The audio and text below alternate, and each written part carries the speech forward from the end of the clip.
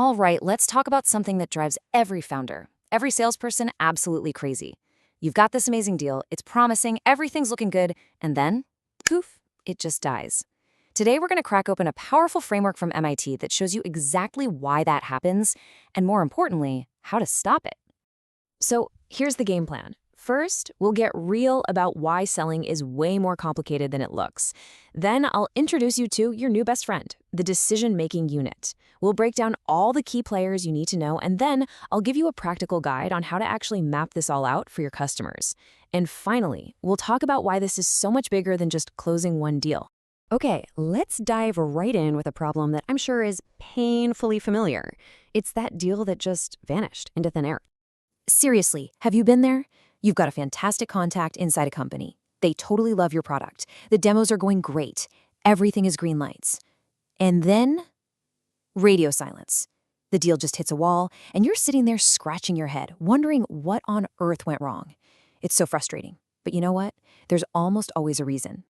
And this right here, this quote, gets to the absolute heart of it. The problem is, you think you're selling to a person, but you're not.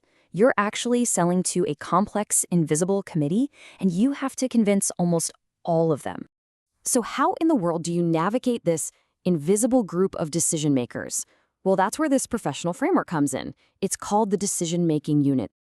The decision-making unit, or DMU for short, is really just a fancy term for all the people inside your customer's company who have a hand in the decision to buy your product. And your job, as a savvy entrepreneur or salesperson, is to figure out who every single one of them is. And this is so important. The DMU is not just a sales tool you pull out at the last minute. Oh no. Understanding this group is absolutely fundamental to your entire strategy, right from day one of product development. All right, so who are these people? Who's actually in this decision-making unit? Let's meet the cast of characters. Let's start with the big three. These are the three primary roles you absolutely have to identify in any deal. You've got the champion, the end user, and the primary economic buyer. Honestly, if you don't know who these three people are, you are flying completely blind. First up, you have the champion. Think of this person as your internal sales rep, your advocate when you're not in the room. Then you have the end user. This is the person who's actually going to be hands-on with your product every day. Now, sometimes they're the same person, which is great, but a lot of the time, they're not. And then there's the big one, the primary economic buyer. This is the person who holds the purse strings. They control the budget, they have the final authority to actually spend the money. You can have the best product in the world and a dozen champions, but if you don't convince this person, the deal is dead. Simple as that. Let's make this a little more real. Check out this example for a data center solution. You see the data center manager? He's the champion, he's worried about his power bill. But look over here, the CIO is the economic buyer, and their concerns are totally different. Overall budget, uptime. And then you've got finance, who can just kill the whole thing with veto power over cost. You can see how this gets tangled really fast. And it doesn't stop there. You've also got influencers. These are the trusted experts whose opinion carries huge weight.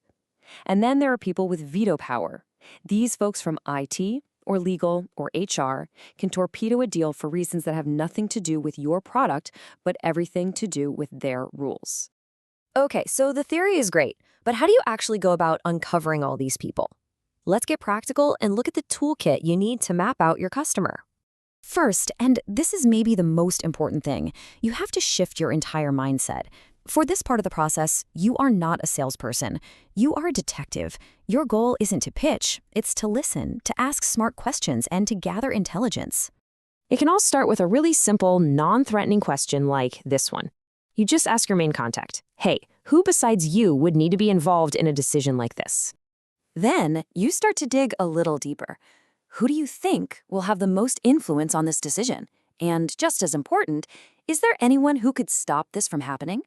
These questions are your key to finding those powerful influencers and potential veto players. And here it is, the million-dollar question. Whose budget would the money for this come from? This question is a heat-seeking missile that will take you directly to the primary economic buyer. Now here's a pro-level tip. Ask, who might feel threatened by this change, and how do you think they'll react? Look, every new product threatens someone's status quo.